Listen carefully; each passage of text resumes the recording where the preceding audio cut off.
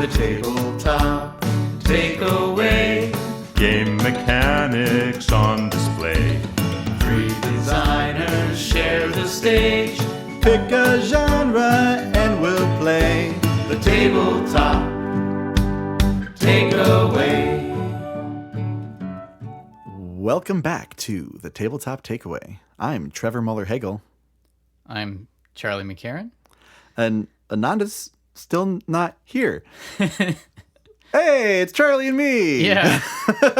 So for this series, we're just doing a kind of introduction to the three of us who've been doing this podcast now for quite a few episodes. I'm not entirely sure where we're at, but we're getting close to that triple digit, which is really exciting. Mm-hmm. But yeah, we're just getting to know kind of each other and about our pasts and about how we kind of came into game design in general. So now I'll be interviewing Charlie. If you didn't catch the last episode, Charlie interviewed me. So go ahead and listen back to that one if you want to find out more about me and design days and all those shenanigans. But now let's talk about Charlie. Charlie, you are from the Twin Cities. I am, yeah. Stillwater, Minnesota. Stillwater, okay. Not far from my current city of St. Paul, the capital of Minnesota. Excellent. And your degree is, of course, in game design, of course, right? No. Right? Oh, wow, okay. You would think so, based on how much I do it these days, but no game classes in my background. Yeah. I studied music composition. Music composition. So that would make you a music composer. Yes, I am. And the theme song you probably have in your head all the time, that was one of my songs. And I write a lot of... It is a smash hit. We get a lot of comments on how great that song is, which, not to toot Charlie's horn. Well, sometimes you just have a good earworm. Yep. Yeah, actually, we could edit in to this episode maybe the original, because I recorded us coming up with it kind of on the air. Oh, with did me you? And guitar. I'm going to edit that into the... Oh, so perfect. listen to the end of the episode and you'll hear that. You're the OG version. Yep. I was going to sneak it into some episodes, so I guess this one will be... We'll sneak it in while that. telling you about it. Yeah. It'll be great. Great. So tell me a little bit about like how you started with game design. Yeah, well, actually, much like you, I wanted to make video games when I was real little. Yep. And, I'd be coming up with games on paper, drawing out like Sonic type levels. Oh, cool, yeah. What else? Yeah, I ended up getting into making calculator games back in the day with graphing calculators. You could code in very basic, I think it was called basic language. And I was doing like pixel by pixel art on there. Wow. And those games were great until the batteries came out, and then it reset your whole calculator. Brutal. So yeah, that was like junior high. And I was in the meantime like into Star Wars, the card game. Oh, sure. Collectible card game. Mm-hmm. And not the new one that just came out like a couple months ago, but the old one. Yeah, the Decipher Okay. Star Wars game. One of the most complicated games. And somehow, like, as a kid, I just read through this giant rule book, and every card has so much text on it. It's insane. But that was like pre-YouTube. Right. So you couldn't look up, like, how do you play this game? Yeah. Nope. Back in the day, we just had to figure it out. Get really intensely into these games. And then get the rules wrong a little bit. Yeah. And that's okay. Yep. So yeah, zooming ahead, years later, I guess this was after college. By several years, I started thinking about like, I could actually get back into like making games, but maybe just board games. Because, it's low much barrier to than, entry. Yeah. Coding video games. Oh yeah. And so, yeah, I guess it was probably one of my first things I got to do was work on a Star Wars collectible card game, Star Wars Destiny at Fantasy Flight. Sure. So I interned there. I applied for an internship with very little almost no background in game design. Yep. But that was, I guess, back in the day, you could just get those kind of internships. Oh, free labor? Heck yeah. Yeah. Come on in. Yeah, come make $0 on this very profitable game. But that was really cool. I really liked working with Lucas Litzinger, who designed that game, Star Wars Destiny. He developed Netrunner. Yeah. And cool guy to work with. Learned a lot. And then, yeah, I don't know. Since then, I've been doing a lot of freelance designing. Yeah, and developing. Mm-hmm. Yeah, which is awesome.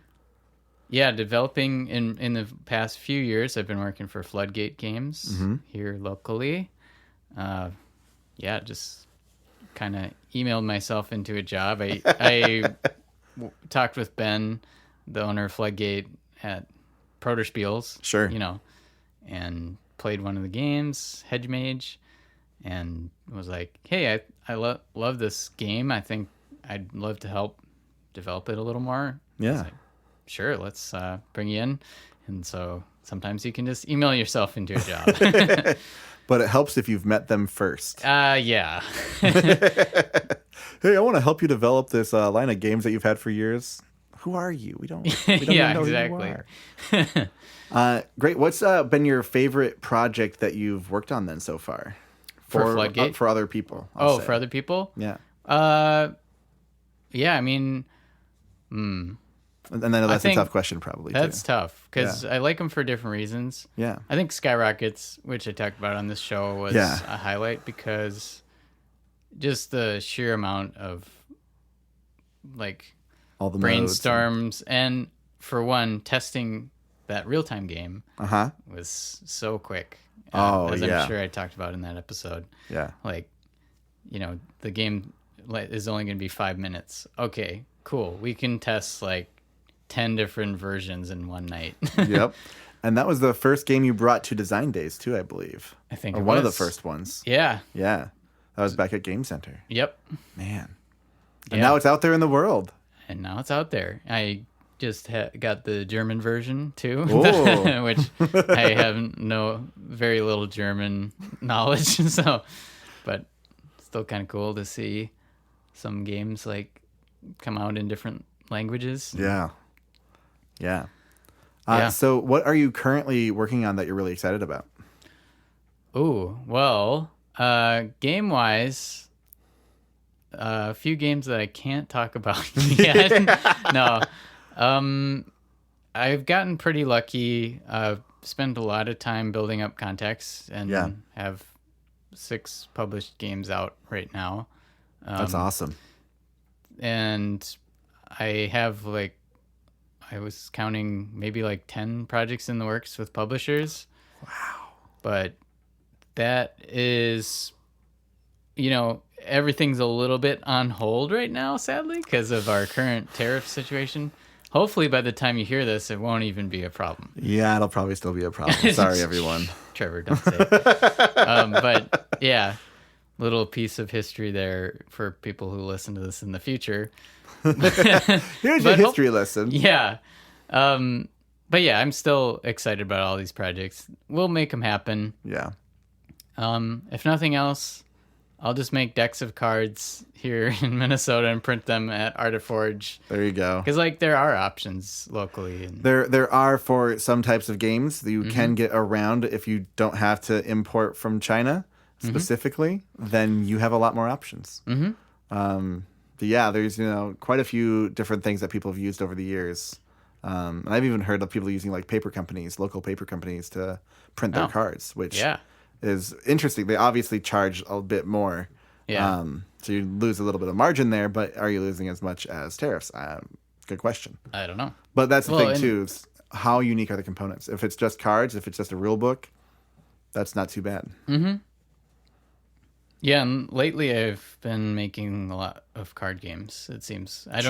It's funny because I started out and I, for some reason, had the feeling card games were the hardest things to design. Well, because you're thinking like Netrunner and like these Right. intense Big card ones. games. And yeah. Star Wars. Yeah, exactly.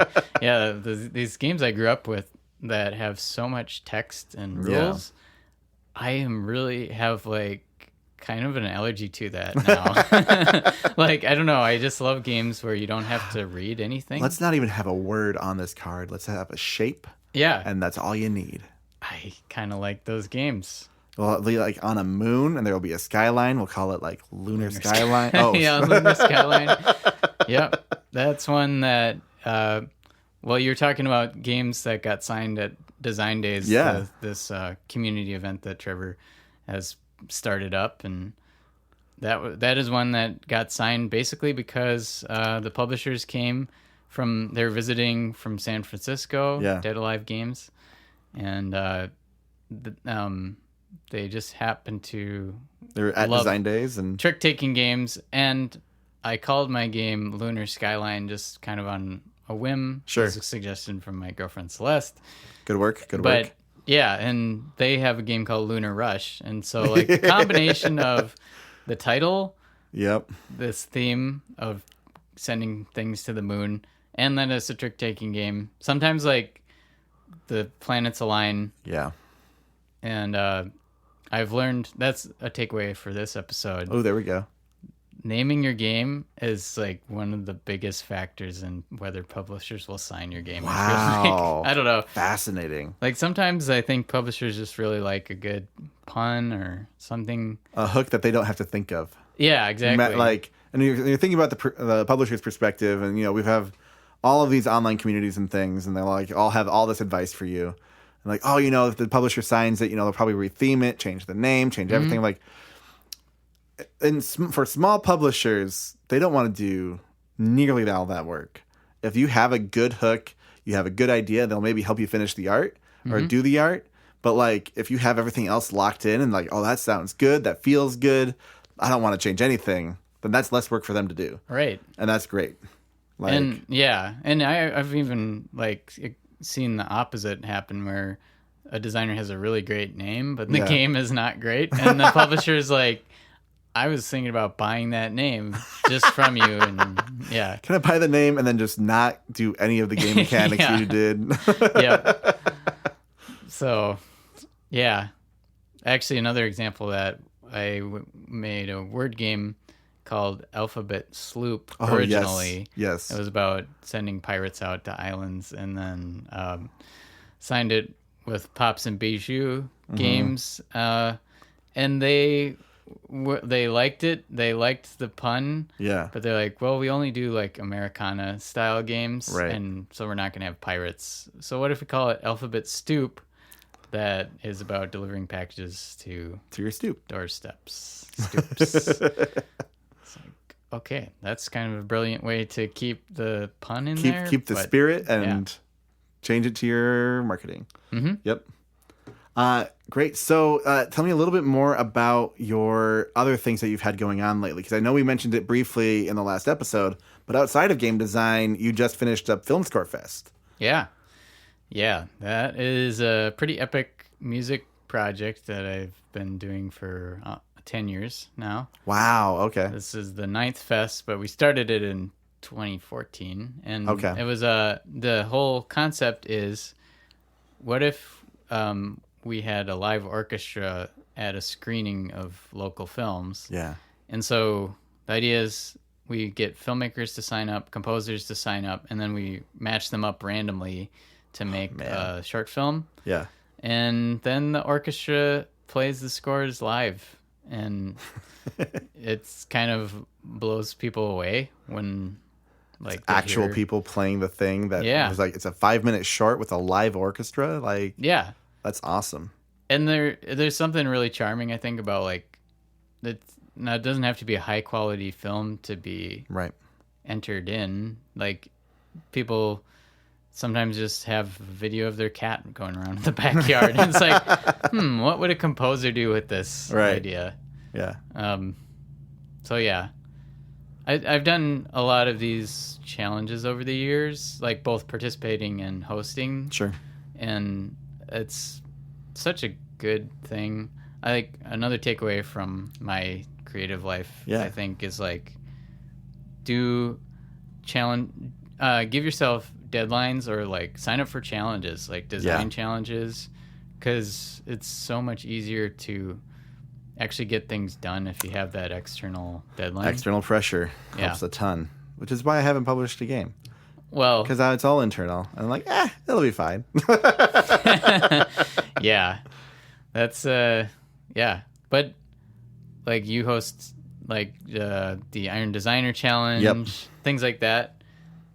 I think if you can find those around you. Yeah, and even, submitting to those contests online, either through like the Game Crafter or the Edison Awards. Yep, Cardboard Edison. Cardboard Edison. Button those are Shy Games Button also Shy. does their 18 card game They're still. challenges. I haven't seen those in a while. Yeah, they brought it back recently. Okay, gotcha. They kind of took a hiatus because Button Shy, who makes these wallet games, they I think just opened up a store. They did. I saw that. and which is a great idea for them. Yeah. Selling all their wallet games plus I think some other small games. Sure. But it's also their office building, so they can just be like working on stuff, and someone comes to buy a game. Sure. That's the dream. Yeah. That's the dream. Awesome. Anything else that you want to add about anything like you want to shout out about or? Shout outs? Well, yeah. I mean, I guess one kind of fun project that we've talked about my music background and game background, and I think the Turbodeck was kind of the culmination. Yes. When I talked about like, I could print cards in Minnesota. That was my first experience trying to self-publish on a small scale. But I made a deck of cards as for songwriters. So like you draw a card, and it's like a poker deck, but you like draw the 5 of hearts, and it has a series of chords on it that you could use to write a song with. So play those chords on guitar or whatever, come up with some melodies or words, and then like there's some like music theory behind it, some game theory behind it of like, okay, if you have a good poker hand, 5, 6, 7, 8 of hearts, and then use one as verse 1, then the chorus, then the bridge. Oh, interesting. They kind of would flow together. Oh, that's cool. And each of the suits has a different mood to it. So like diamonds are the happiest. They're all major chords. Okay. Spades are the saddest. They're all minor chords. And then hearts are kind of wistful, emotional. Those have the major 7th chords, minor 7th chords. And then clubs are kind of the like goofier and tense ones, I guess, that have dominant 7 chords. Okay. For the music nerds. Yeah, and I know some of the things you just said. Some of those things, yeah. Yep, coming from a music family as well. I was a drummer, not to bring back to the last episode. Oh, yeah. But I have some music history, but I was a drummer, not, Yeah. Well, and it's cool. I like, also your audio background, too. Yeah. That's cool. It's diverse. But awesome. Yeah. Anything else you want to add? No, I think. Great. Did you have a takeaway from my life? From Trevor? your life? I think so. I think my takeaway would be to dive in.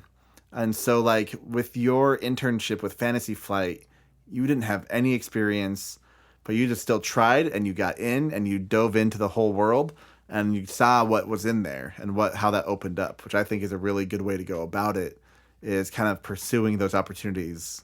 Even if you don't think you'd qualify, just do your best and dive in and see how it goes. I was just talking to my friend who, she said, I asked her, how did you get into composing? And she's like, well, I was a trumpeter, and I was doing a little bit of arrangements of music. Sure. But I made my business card, and I just, for some reason, put composer on there. I was like, oh, that's so great. Just like put it on there. Yeah. And I sort of did that with my business card actually too, with visual art because Okay. I don't really do it that much, but I used to love drawing as a kid, and I've done a few projects like my game For Humors I did art directing for because I just kind of wanted to get back into it, and the Troubadour deck I did like medieval art for the cards. Which I still love the one you did for my dog. Yes. That's my favorite. Yep. Trevor supported me on Kickstarter. And yeah, so that's one that's like sometimes people are afraid to say, I'm this. Like, I'm a game designer. Well, have you tried designing a game?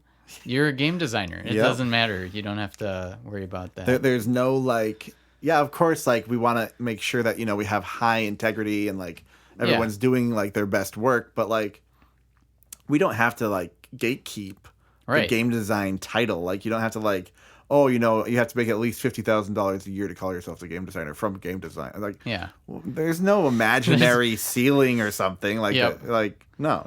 And how many game designers are making $50,000 a year on games? On game design? Oh gosh, yeah.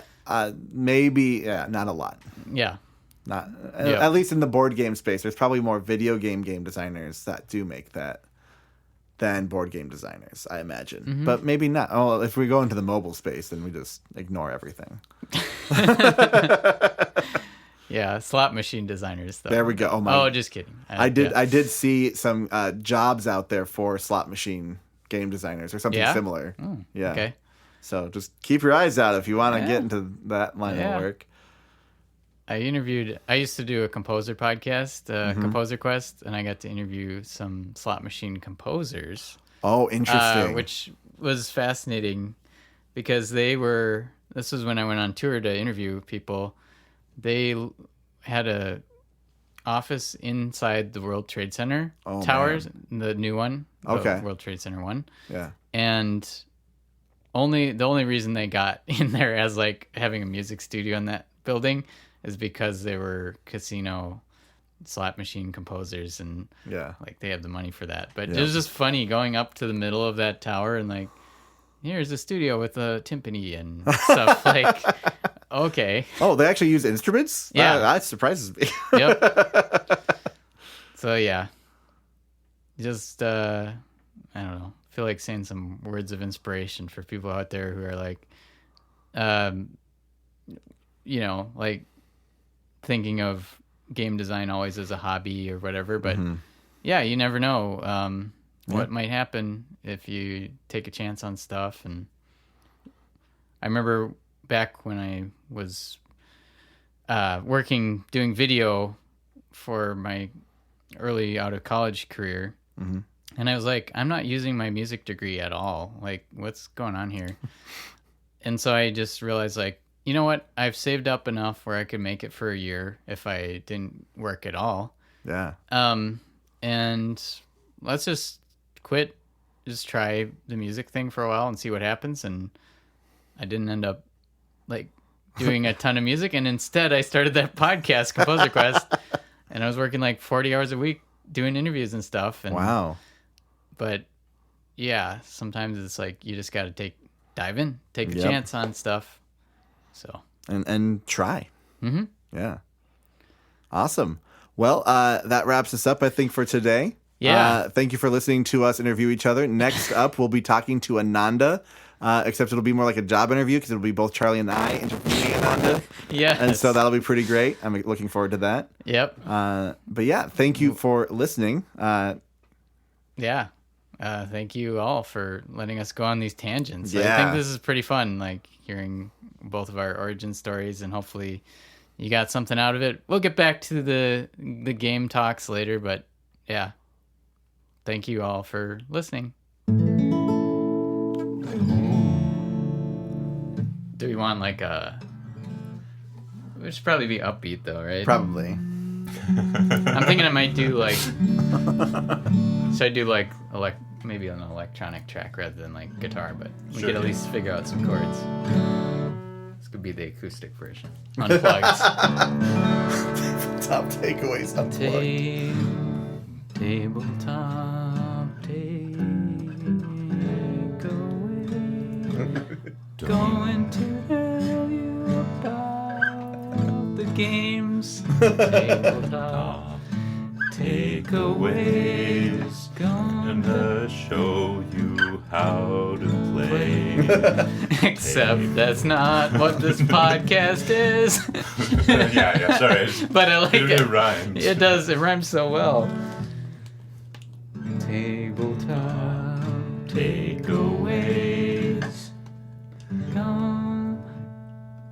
Well, we're the tabletop takeaway. Game designers on our way. To take away The tabletop.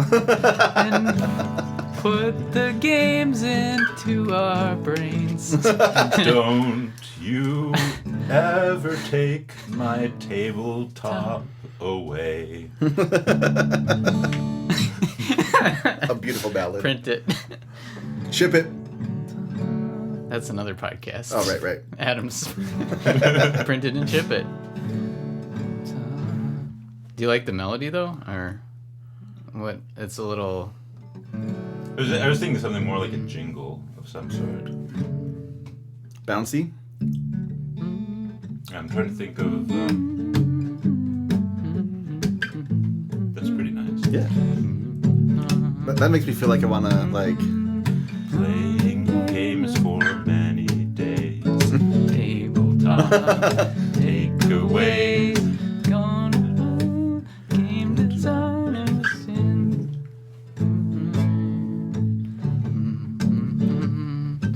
Takeaways. Playing games for many days. Finding out lots of ways to make games. To make games. Tabletop takeaways. Game designers. There's every day. What? Every week. Oh, but I like the every game designing every day. Can we fit mechanics in there somehow? The word mechanics? What or about like the word specific mechanics? Oh. Push your luck. Push your luck every day. Take a chance on the show today. Play your cards right, and you might see there's something waiting for you. Tabletop. What was the first lyric you had?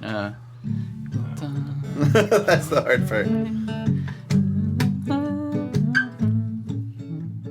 Tabletop takeaway. Making new games every day. Finding new ways to play. Tabletop. Take away.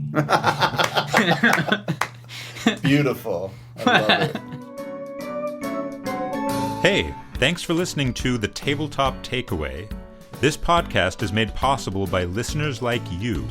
So please tell your friends and visit our website at thetabletoptakeaway.com, where you can suggest games and mechanics for us to cover next on the show.